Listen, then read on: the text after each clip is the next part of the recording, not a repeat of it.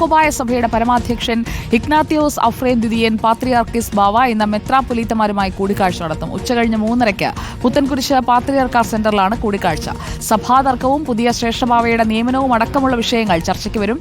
ലേബി സജീന്ദ്രൻ നമുക്കൊപ്പം ചേരുകയാണ്. ലേബി, welcome back. സമവായം ഉണ്ടാകുമോ, സമവായത്തിൽ ഉറച്ചു നിൽക്കുമോ, അങ്ങനെ ഒരുപാട് ചോദ്യങ്ങൾ എന്റെ മനസ്സിലുണ്ട്. നിലവിൽ നടക്കുന്ന ചർച്ചകളൊക്കെ ഏത് രീതിക്കാണ് മുന്നോട്ട് പോകുന്നത് ലേബി?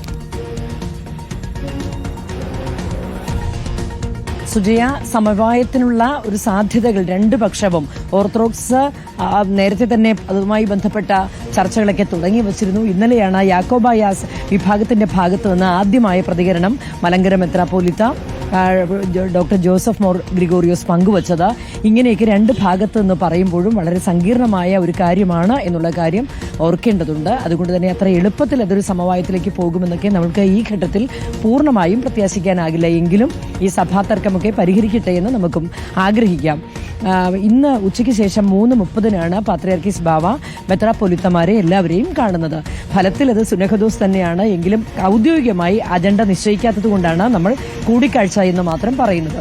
ഈ കൂടിക്കാഴ്ചയിലേക്ക് സ്വാഭാവികമായും ഈ വിഷയങ്ങളെല്ലാം കടന്നു വരാം. സഭാതർക്കം അതിന്റെ ഒരു സന്നിഗ്ധ ഘട്ടത്തിലാണ് ഇപ്പോൾ നിൽക്കുന്നത്. കോടതി വിധി വന്നിരിക്കുന്നു. ഈ ഒരു സാഹചര്യത്തിൽ സ്വാഭാവികമായും അത് ചർച്ചയ്ക്ക് വരിക തന്നെ ചെയ്യും. മറ്റൊരു കാര്യം, ശ്രേഷ്ഠ ബസേലിയസ് തോമസ് പ്രഥമൻ കാതോലിക്ക ബാവ കാലം ചെയ്തതിന് ശേഷം നാളെയാണ് 40. ആ ചടങ്ങിൽ പങ്കെടുക്കാൻ തന്നെയാണ് പ്രധാനമായും പാത്രിയാർക്കീസ് ബാവ വന്നിരിക്കുന്നത്. ആ ചടങ്ങിന് മുന്നോടിയായി ഇതുമായി ബന്ധപ്പെട്ട ചർച്ചകളും വന്നേക്കും. കാരണം അന്ന് വിൽപത്രത്തിൽ ശ്രേഷ്ഠ ബാവ തന്റെ പിൻഗാമിയായി ഡോക്ടർ ജോസഫ് മോർ ഗ്രിഗോറിയസിനെ നിയോഗിക്കണം എന്നുള്ള ആഗ്രഹം പ്രകടിപ്പിച്ചിരുന്നു. എങ്കിലും അതിൻ്റെതായ ഔദ്യോഗിക നടപടിക്രമങ്ങളൊക്കെ ഉണ്ട്. അതുമായി ബന്ധപ്പെട്ട ചർച്ചകളും ഇന്നത്തെ കൂടിക്കാഴ്ചയിൽ വന്നേക്കും. ഇത് തന്നെയാണ് ഇതിന്റെ ഒരു സഭാ രാഷ്ട്രീയപരമായ ഒരു പ്രാധാന്യം എന്നത് ഇന്നത്തെ കൂടിക്കാഴ്ചയ്ക്ക്. നാളെ അതിനുശേഷവും ചടങ്ങുകളുണ്ട് സുജയ. ഇന്ന് രാവിലെ ധൂപപ്രാർത്ഥന നടക്കുന്നുണ്ട്. അല്പസമയത്തിനകം മലയക്കുരിശ് ദയറയിൽ ധൂപപ്രാർത്ഥനയ്ക്ക് പാത്രിയാർക്കീസ് ബാവയാണ് മുഖ്യ കാർമ്മികത്വം വഹിക്കുക. അത് ഏതാണ്ട് 10 മണിവരെ നീണ്ടു നിൽക്കും. ഉച്ചയ്ക്ക് ശേഷമുള്ള മെത്രാപ്പൊലീത്തമാരുടെ കൂടിക്കാഴ്ചയ്ക്ക് ശേഷവും പ്രത്യേക പ്രാർത്ഥനാ ചടങ്ങുകളുണ്ട്. അത് ശ്രേഷ്ഠ ബാവയുടെ കബറിടത്തിലാണ് ആ പ്രാർത്ഥനാ ശുശ്രൂഷകളൊക്കെ നടക്കുക. വിവിധ ഇടങ്ങളിൽ നിന്ന് ഇന്ന് തീർത്ഥാടന യാത്രയായി തന്നെ അങ്ങോട്ട് വിശ്വാസികൾ എത്തുന്നുണ്ട്. അതിനുശേഷമാണ് അവിടുത്തെ ചടങ്ങുകൾ. നാളെ രാവിലെയാണ് ഏറ്റവും പ്രധാനപ്പെട്ട ചടങ്ങ്. അത് ശ്രേഷ്ഠ ബസേലിയസ് തോമസ് പ്രഥമൻ കാതോലിക്ക ബാവയുടെ 40ാം ചരമദിന പ്രാർത്ഥനാ ശുശ്രൂഷകളാണ്. അതിനും പാത്രിയാർക്കീസ് ബാവ തന്നെയാണ് നേതൃത്വം വഹിക്കുക, മുഖ്യ കാർമ്മികത്വം വഹിക്കുക. അതിനുശേഷം അദ്ദേഹം മഞ്ഞിനിക്കരയിലേക്ക് പോകും. അവിടെ നിന്നാണ് 17-ാം തീയതി ലെബനിലേക്ക് മടങ്ങുക. ഏതായാലും ഈ ഒരു പ്രത്യേക സാഹചര്യത്തിൽ സഭാ തർക്കങ്ങളൊക്കെ വളരെ ഒരു സന്നിഗ്ധ ഘട്ടത്തിൽ നിൽക്കുന്നത് കൊണ്ട് തന്നെ പാത്രിയാർക്കീസ് ബാവയുടെ സന്ദർശനം വളരെ പ്രധാനപ്പെട്ടതാണ്. അദ്ദേഹം 5ാം തവണയാണ് കേരളം സന്ദർശിക്കുന്നത്. എങ്കിലും ഇത്തവണത്തെ സന്ദർശനത്തിന് പ്രാധാന്യം ഏറെയുണ്ട് സുജയ.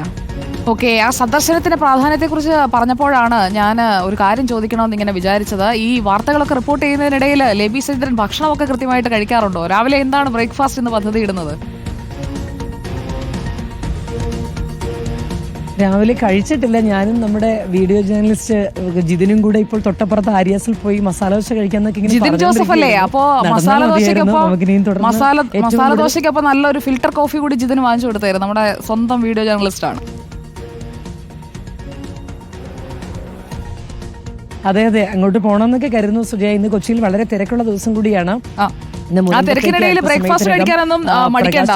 ഇവിടെ ഞാനിതാ വാർത്ത വായിച്ചുകൊണ്ടിരിക്കുന്നതിനിടയിലാണ് ലേബി നോക്ക്, വാർത്ത വായിച്ചുകൊണ്ടിരിക്കുന്നതിനിടയിലാണ് എനിക്കിന്ന് രാവിലെ ബ്രേക്ക്ഫാസ്റ്റ് പഴം പുഴുങ്ങിയതാണ്. അപ്പോൾ ബ്രേക്ക്ഫാസ്റ്റും എല്ലാം നമ്മൾ നമ്മുടെ പ്രേക്ഷകർക്കൊപ്പമാണ്. ബ്രേക്ക്ഫാസ്റ്റായിട്ട് വാർത്താ വിഭവങ്ങൾ എത്തിക്കുന്നു. അതോടൊപ്പം നമ്മുടെ ബ്രേക്ക്ഫാസ്റ്റും അതിൻ്റെ കൂടെ കഴിച്ചു പോകും. പ്രിയപ്പെട്ട പ്രേക്ഷകർ, നിങ്ങളുടെ ബ്രേക്ക്ഫാസ്റ്റ് എന്താണെന്ന് കമൻറ്റ് ചെയ്തോളൂ. ലേബി സജീന്ദ്രൻ ഇത് രാവിലെ കഴിക്കാൻ പോകുന്നത് എന്താണ്?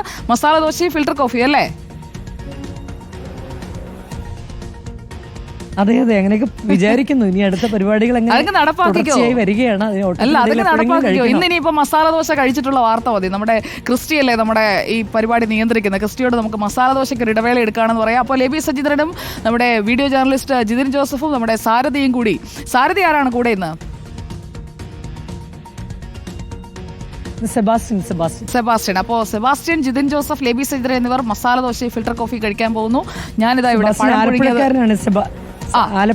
ആലപ്പുഴക്കാരനായ ആലപ്പുഴക്കാരനായതുകൊണ്ട് സെബാസ്റ്റ്യൻ രാവിലെ തന്നെ മീൻകറിയൊക്കെ വേണം. മീൻകറി വേണം. അപ്പോൾ നമുക്ക് ഇന്ന് തൽക്കാലം ബുദ്ധിമുട്ടാവും രാവിലെ. ആണല്ലേ? അപ്പൊ നമുക്ക് തൽക്കാലം മസാല ദോശയിൽ അങ്ങ് പിടിക്കാം. അപ്പൊ മസാല ദോശയും ഫിൽറ്റർ കോഫിയും ഇവിടെ പഴം പുഴുങ്ങിയതാണ്. പ്രിയപ്പെട്ട പ്രേക്ഷകർക്ക് എന്താണ് ബ്രേക്ക്ഫാസ്റ്റ് എന്ന് കമന്റ് ചെയ്യൂ. ഞായറാഴ്ചയല്ലേ, നമുക്ക് കുറച്ച് മിണ്ടിയും പറഞ്ഞും ഒക്കെ വാർത്തകളും പറഞ്ഞു പോകാം.